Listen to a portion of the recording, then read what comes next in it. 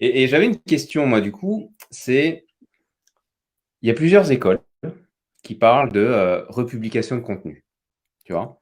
Et je prends un exemple, c'est, on fait par exemple cette interview, voilà. Cette interview, elle est en vidéo, je peux avoir l'audio, euh, et j'ai plusieurs médias, plusieurs possibilités. Donc, republier sur un YouTube, republier dans un podcast, l'écrire dans un blog. Je vais poser la question en brute de pomme, même si j'ai un bout de réponse, mais est-ce qu'on peut republier le même contenu, justement dans ces différents leviers? Enfin, si oui, ok. Et sinon, qu'est-ce qu'il faut apporter comment dire, en modification pour pouvoir réutiliser quand même ce contenu? Ou est-ce qu'il faut complètement l'adapter?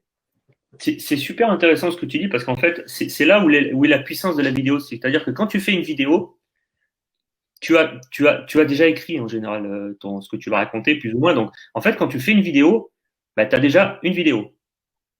Tu enlèves, tu gardes que le son, tu as un podcast. Et comme tu l'as déjà écrit, tu enlèves le son et l'image, tu as un texte. Donc, en fait, tu fais une vidéo, mais tu peux fournir trois supports. C'est-à-dire que tu peux faire aller sur ton blog, mettre le texte. Tu peux, si tu as un podcast, une chaîne, tu peux diffuser en podcast et tu peux diffuser sur YouTube ou ailleurs en vidéo. Et pour répondre à ta question, moi je pense que si c'est la même cible, le même public à qui tu t'adresses, que tu adresses le même message, peut changer un mot ou deux, ou le titre, mais tu peux diffuser tel quel. Par contre, pas le même jour, la même semaine, à Ouais. quelques semaines d'intervalle.